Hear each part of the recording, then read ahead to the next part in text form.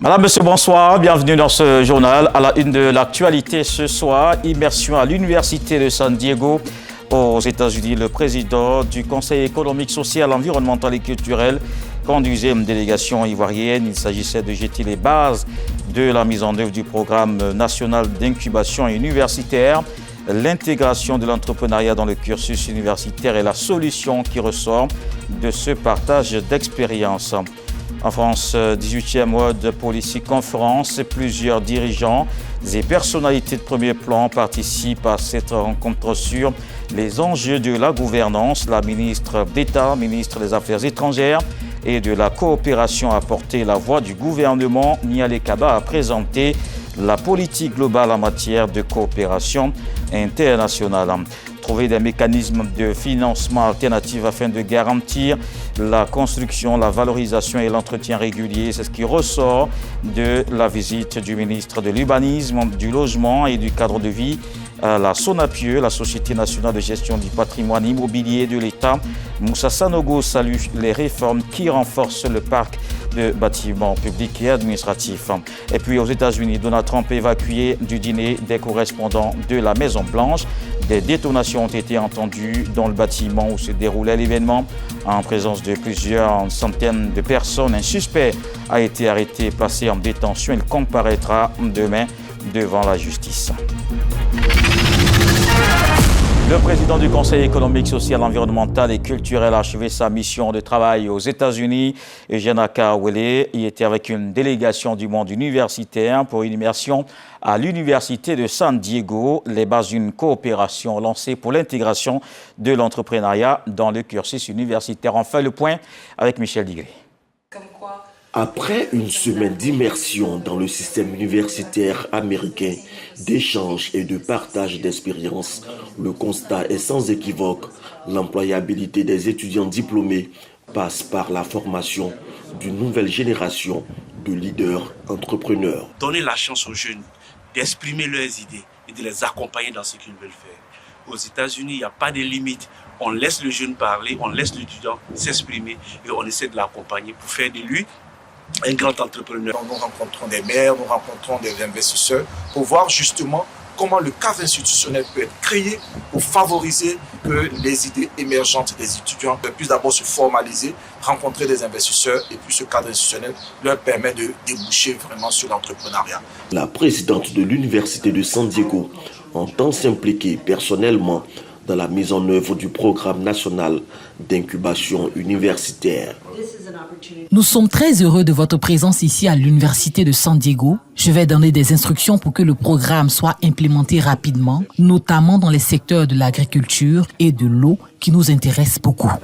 Eugène Akawele rassure, le ministère de l'Enseignement supérieur et le CESEC vont également faire bouger la ligne de la coopération avec l'Université de San Diego. Nous allons en puissance. Nous sommes beaucoup plus nombreux, avec des hautes personnalités. La dernière fois, c'était le conseiller juridique qui représentait le ministre. Aujourd'hui, c'est le directeur de cabinet. Et la prochaine fois, le ministre lui-même sera là. Donc, il faut que quelque chose sorte concret. Les deux parties se sont engagées à faire des universités publiques ivoiriennes des pôles d'excellence en entrepreneuriat. En France, la Côte d'Ivoire prend part à la conférence internationale sur la gouvernance mondiale. La ministre d'État, ministre des Affaires étrangères et de la coopération internationale a porté la voix du gouvernement. Nialé Kaba a présenté la politique globale en matière de coopération internationale. Serge Collier. La Côte d'Ivoire à la 18e édition de la World Policy Conference tenue à Chantilly. Un forum stratégique de haut niveau qui réunit chaque année des chefs d'État, des responsables politiques, des leaders religieux et des experts autour des grands enjeux de la gouvernance mondiale. Aux côtés de plusieurs personnalités, dont le président rwandais Paul Kagame, le président du Sénat français Gérard Larcher ou encore le patriarche œcuménique Bartholomé Ier de Constantinople, la chef de la diplomatie ivoirienne a porté la voix de la Côte d'Ivoire. Nialé Kaba a mis en avant les priorités, notamment le renforcement de la coopération internationale, la stabilité économique et l'engagement en faveur d'un développement durable. L'Afrique de l'Ouest La Côte d'Ivoire est un hub de stabilité et de développement humain et se veut une terre de dialogue. Une économie ouverte, pleine d'opportunités et un partenaire fiable, le président Alassane Ouattara est convaincu que la paix du XXIe siècle ne se proclamera pas seulement dans des traités. Le fondateur de la conférence, Thierry de Montbrial, a pour sa part insisté sur la nécessité de repenser la gouvernance mondiale face aux crises actuelles. Et au niveau national des défis relevés, le ministre de l'Urbanisme, Logement et du cadre de vie était à son appui. La Société nationale de gestion du patrimoine immobilier de l'État, Moussa Sanogo, salue les réformes qui renforcent le parc de bâtiments publics et administratifs. Il a exprimé l'urgence de trouver des mécanismes de financement alternatifs afin de garantir la construction, la valorisation et l'entretien régulier. Lanciné Bakayoko. Construction de nouveaux bâtiments, identification des financements pérennes, entretien régulier des bâtiments administratifs. Des résultats obtenus grâce à l'organisation et à l'anticipation de la Société nationale de gestion du patrimoine immobilier de l'État, SONAPIE. Au-delà de tous les autres projets en cours, dont le plus emblématique est la tour F, la rénovation de la tour C, de la tour D bientôt, de Sebroco, vous avez participé à la rénovation des établissements d'accueil au niveau hôtelier de l'État, notamment les hôtels présidents et parlementaires de Yamoussoukro, et la rénovation en cours de l'hôtel Ivoire. Malgré les progrès réalisés pour optimiser le parc immobilier de l'État, le ministre de l'Urbanisme, du Logement et du cadre de vie a ébauché quelques orientations stratégiques pour une gestion immobilière publique plus aboutie. Moussa Sanogo insiste sur la nécessité de mieux programmer le financement de l'entretien des infrastructures et met en avant la valorisation des biens de l'État comme un levier essentiel pour mobiliser des ressources et soutenir le budget, en particulier à travers des mécanismes de financement alternatifs. La question de l'entretien de nos biens, c'est vrai, il y a nos écoles, c'est vrai, il y a nos hôpitaux, mais c'est l'ensemble même de notre patrimoine immobilier qui a besoin d'être régulièrement entretenu. Il y va d'abord de l'image de l'État, il y va également aussi de l'idée que les fonctionnaires se font de leur travail, et il y va aussi de leur productivité. Vous avez travaillé également de façon hardie sur la sécurisation juridique des biens immobiliers. En 2024, Moussa Sanogo, en qualité de ministre en charge du patrimoine, a lancé le recensement du patrimoine immobilier de l'État, aussi bien en Côte d'Ivoire qu'à l'étranger. L'objectif de cette opération de mise en place de bases de données fiables, prévue pour s'achever en 2026, vise une meilleure gestion des biens immobiliers de l'État à travers l'élaboration du tableau général des propriétés de l'État. Un autre membre du gouvernement sur le terrain, le ministre du Commerce, de l'Industrie et de l'Artisanat, s'est rendu dans les marchés de Treichville et d'Adjamé. Ibrahim Khalil Konaté s'enquiert des difficultés rencontrées par les commerçants. Il a annoncé plusieurs réformes d'envergure visant à moderniser et mieux structurer le secteur du commerce. Aurélia Droukoula. Marché de Treichville, Khalil Konaté à la rencontre des commerçants. De la vendeuse de piments au boucher, en passant par les artisans et les petits commerçants, tous ont pu échanger avec le ministre sur leur quotidien. Les bétails au niveau de Burkina, au niveau de Mali, il y a un problème. Donc les bétails ne viennent pas comme avant. Donc c'est un peu dur. C'est pourquoi le prix est grimpé. Pour la première fois, un ministre sur notre marché, en tout cas le ministre du Commerce, nous sommes fiers.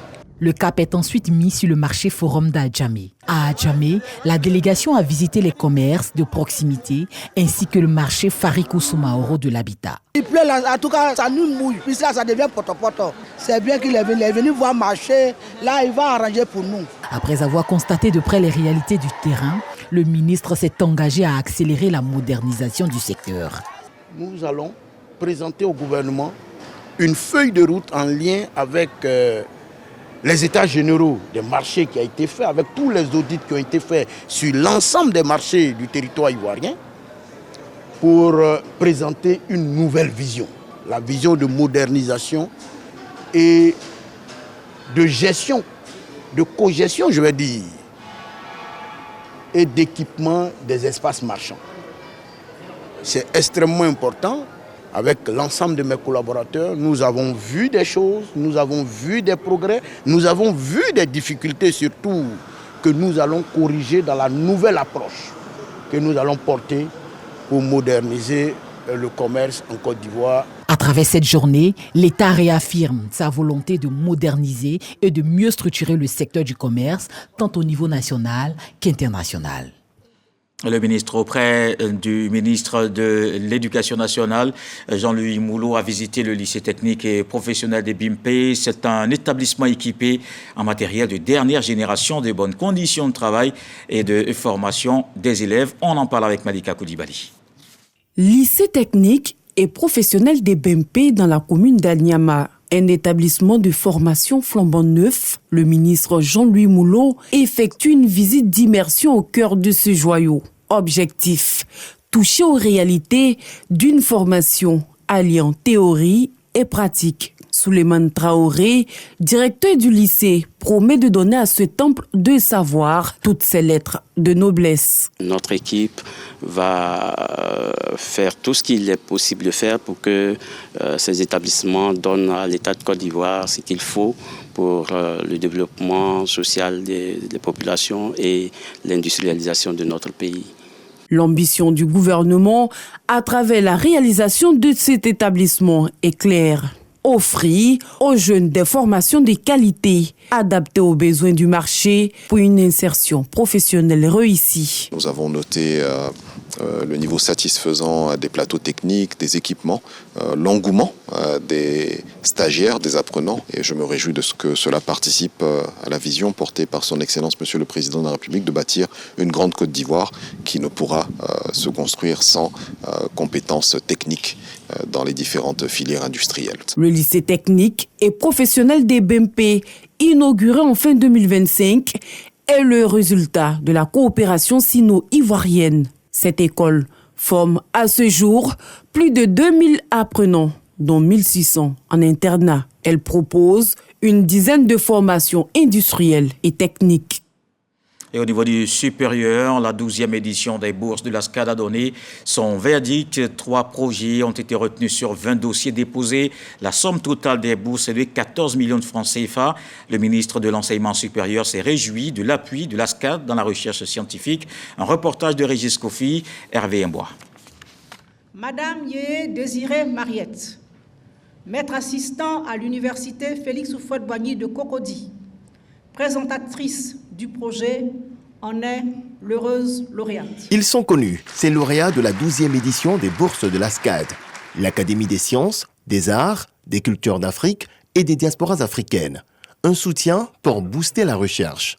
Ces bourses de recherche, telles que conçues par la SCAD, visent à identifier, encourager et soutenir la promotion des ressources humaines dans le but de renforcer le tissu économique, social et culturel de notre pays. 3 projets se sont distingués parmi les 20 dossiers réceptionnés au départ par la commission d'attribution des bourses d'une valeur totale de 14 millions de francs CFA. Nous mesurons pleinement l'honneur qui nous est fait ainsi que la responsabilité qui en découle. Nous tenons à exprimer notre sincère reconnaissance à la SCAD pour son engagement constant en faveur de l'excellence et de l'innovation. Attribuer une bourse, ce n'est pas seulement soutenir un parcours, c'est accepter une promesse, c'est investir dans une intelligence en devenir pour bâtir la prospérité. C'est en réalité faire le choix de l'avenir. Ce sont des projets à impact direct, allant des solutions contre la pollution à la prévention du diabète, en passant par l'intelligence artificielle pour accroître les récoltes de céréales. Les projets de recherche primés, ça se passe de commentaires, parce que les thématiques abordées dans ces projets de recherche sont des thématiques de première importance. L'un des problèmes auxquels notre recherche scientifique est confrontée, c'est l'insuffisance de financement. À notre niveau, nous avons développé un certain nombre de mécanismes de financement que je traiterai de pérennes. D'abord, le FONSTI, le Fonds pour la science, la technologie et l'innovation. Mais il y a surtout ce financement qui a été mis en place par l'État de Côte d'Ivoire, qui est de 1,5 milliard. On va financer des projets jusqu'à hauteur de 100 millions.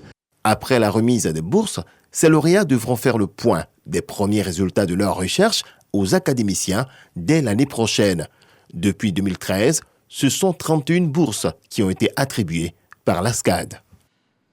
Le festival Science Fest Africa a pris fin par une remise de prix. Les performances des établissements scolaires salués, plusieurs écoles se sont bien illustrées dans plusieurs catégories, notamment l'électronique, la robotique, sciences et technologies et intelligence artificielle. Elles ont donc reçu plusieurs distinctions.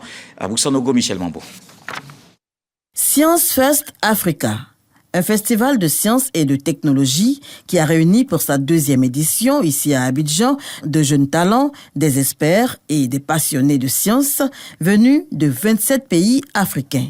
Organisé par la Fondation Maarif de Turquie, ce festival témoigne de la volonté de la dite fondation de transformer le potentiel créatif des élèves en solutions concrètes pour les défis à venir. À l'issue des compétitions scientifiques organisées dans le cadre de cet événement, les écoles ivoiriennes se sont illustrées en décrochant plusieurs distinctions dans diverses catégories, notamment dans le domaine de l'électronique et de la robotique, de l'environnement et du développement durable, ainsi que des sciences et des technologies, sans oublier l'intelligence artificielle. Dans la catégorie des sciences et technologies, le lycée Sainte-Marie de Cocody décroche la première place, suivi du collège Anador d'Abobo, arrivé 2e. Le groupe scolaire Nanti remporte le premier prix en matière d'environnement et de durabilité grâce à un projet innovant.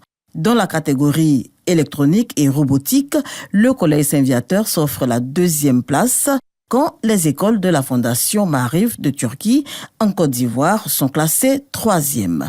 Un succès qui confirme le potentiel croissant du pays dans les secteurs scientifiques et technologiques. Au programme de cette journée, des panels, start-up, partage d'expériences et le concours Maarif Innovate Project, un concours destiné aux jeunes lycéens de toutes les écoles africaines. Et c'est un pilier essentiel de la vision Grande Côte d'Ivoire. Les enfants et adultes ne sont pas en marge du système scolaire classique. Il y a une seconde chance via le système d'éducation non formelle. Suzanne Traoré, directrice de l'éducation non formelle, était l'invitée de Marine Cognan au Dimanche Magazine. Elle a présenté le plan d'action et les objectifs. Je vous propose de l'écouter. Le taux d'analphabétisme dans notre pays est de 46,5%, dont plus de la moitié concerne les femmes. Dans les quartiers précaires, et également dans les villages, nous avons des pics d'analphabétisme que nous voulons adresser dans le cadre du projet Bridge. Le projet Bridge Côte d'Ivoire s'étend sur 2026-2030.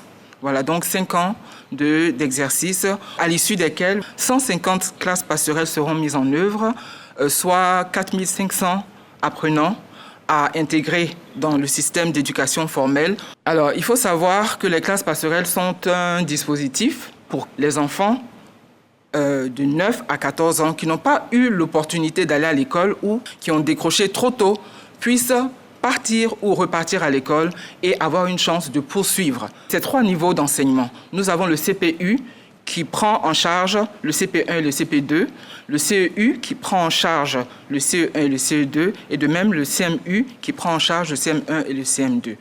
Alors, un élève qui réussit son CPU au terme du test d'intégration, qui consacre la fin du processus, est intégré soit au CE2, soit au CE1, selon les moyennes obtenues et selon son âge. Une saison des pluies sans dégâts matériels et humains, c'est le vœu de tous et cela passe par la mise en état des infrastructures de drainage. L'Office national de l'assainissement et du drainage a initié des travaux de curage et d'entretien des ouvrages. On le voit dans ce reportage de Grace Kando. Ici, nous sommes à l'exutoire de la rivière du Banco sur l'autoroute du Nord. Cet ouvrage, composé d'un dallo sur la chaussée et d'un canal en terre, est en plein curage en vue de permettre l'écoulement des eaux pluviales à la grande joie des automobilistes. Avant, quand il pleut, quand on passait ici, les ordures restent sur la voie et puis passer là, c'était très très difficile. Mais avec les travaux, ça va. La voiture ne reste pas dans l'eau, on passe facilement maintenant. À quelques kilomètres de là, à Djamé, des travaux similaires sont en cours sur l'un des bassins tampons de l'Indénié d'une capacité de stockage de 37 500 mètres cubes. Des sédiments issus de l'érosion du sol mêlés aux ordures sont retirés. Au barrage écrêteur du plateau de Cuy, La même démarche avec toujours pour objectif éviter les inondations. Il a un grand volume de stockage. Il est aussi équipé d'un ouvrage de protection qui est un déversoir.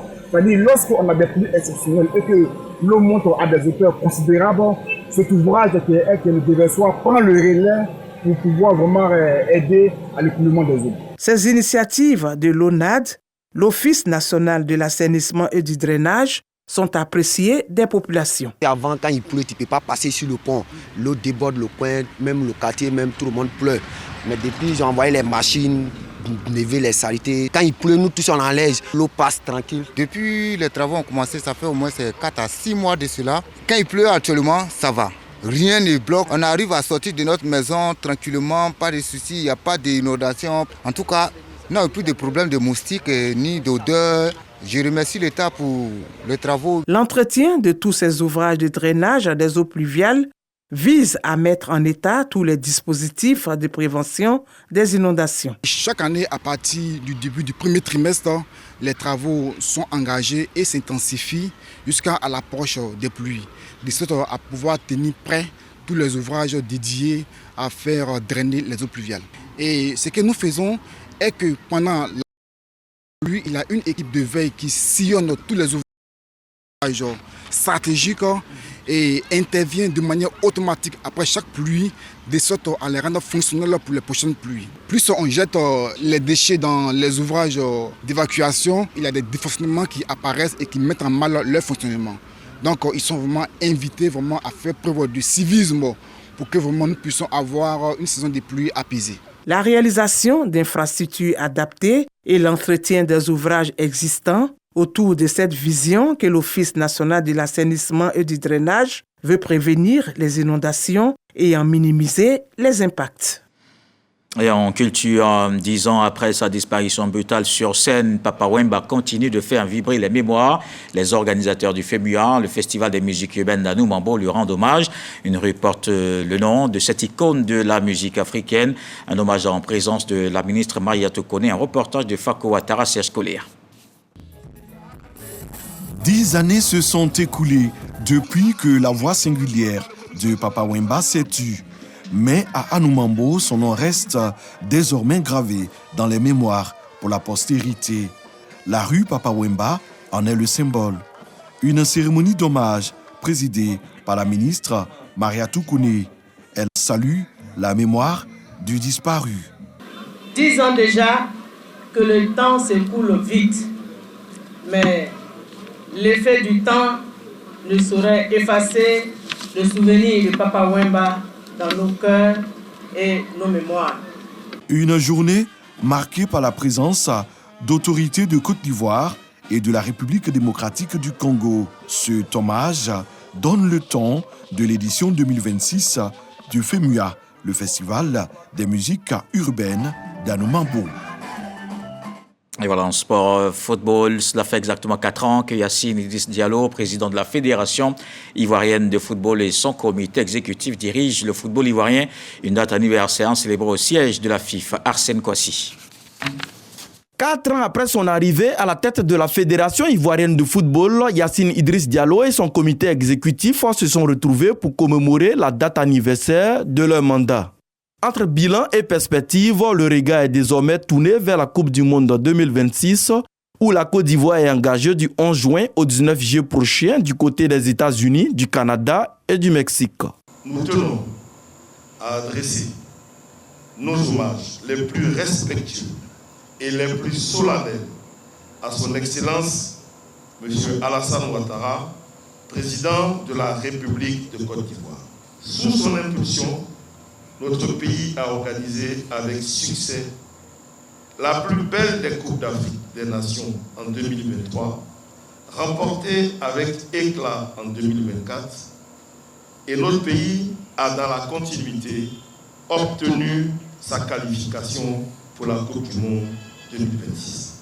Nous souhaitons lancer un appel solennel à l'union sacrée de tous les Ivoiriens et de tous les habitants de la Côte d'Ivoire autour des éléphants.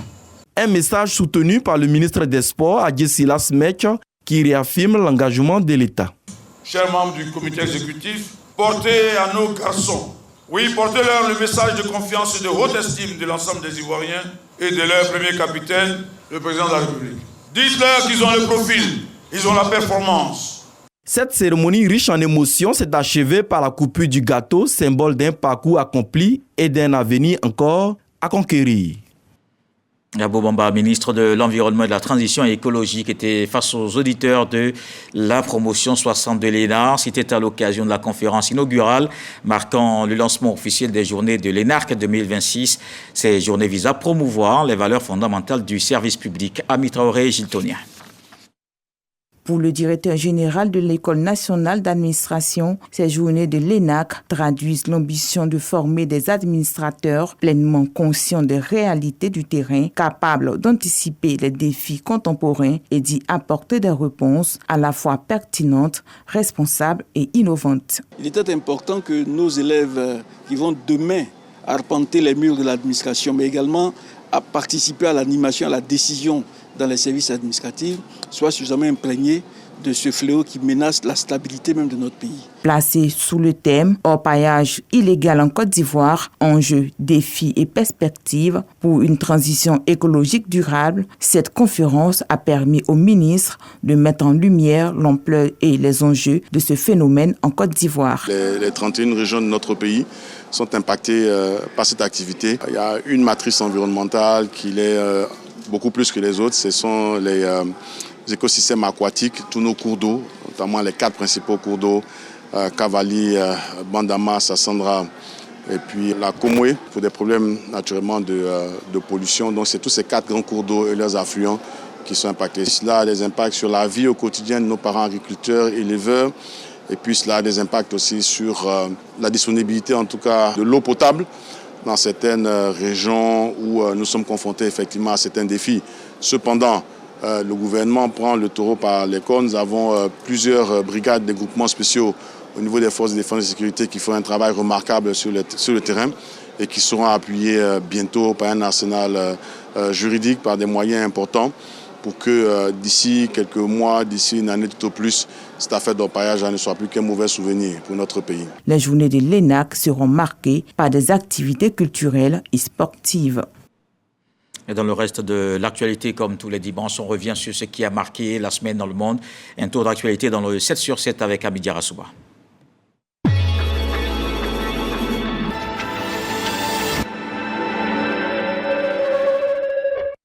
Une délégation américaine doit arriver à Islamabad pour de nouvelles négociations de paix avec l'Iran. Mais la République islamique a exclu à ce stade de participer à ce nouveau cycle de pourparlers, renforçant les inquiétudes sur le sort du cessez-le-feu entre Washington et Téhéran. Le président burundais et président d'exercice de l'Union africaine a effectué une visite de travail à Ouagadougou, accueilli par le capitaine Ibrahim Traoré. Cette rencontre a renforcé la coopération entre l'UA et la Confédération des États du Sahel, l'AES. Les candidats déclarés pour succéder au secrétaire général de l'ONU, Antonio Guterres, ont été auditionnés en public cette semaine à New York, une étape obligée avant la désignation de celui ou celle qui dirigera une organisation multilatérale en pleine tempête. En République démocratique du Congo, 900 détenus attendent dans le couloir de la mort, selon les chiffres d'un rapport d'une enquête publiée par plusieurs organisations de lutte contre la peine capitale. À l'occasion de la visite d'État du président tchadien Mahamat Idriss Déby à Alger, les deux pays ont paraphé plusieurs accords, notamment dans le secteur économique. Les plus importants concernent le secteur des hydrocarbures. Le Mali a été de nouveau confronté à une importante montée de violence, marquée par des attaques simultanées dans plusieurs villes stratégiques du pays. Les attaques ont été menées à Bamako, Kidal, Gao, Sévaré et dans la zone militaire de Kati. Alors que les forces armées maliennes affirment avoir repris le contrôle, ces événements ravivent les inquiétudes liées à l'instabilité persistante dans le nord et le centre du pays. Un tireur a tenté de forcer l'entrée du dîner des correspondants de la Maison-Blanche, auquel participait Donald Trump pour la première fois. Le président américain ainsi que de nombreux autres officiels ont été évacués et un membre des forces de l'ordre a été touché par des tirs. Le suspect a été arrêté et comparaîtra le lundi devant la justice.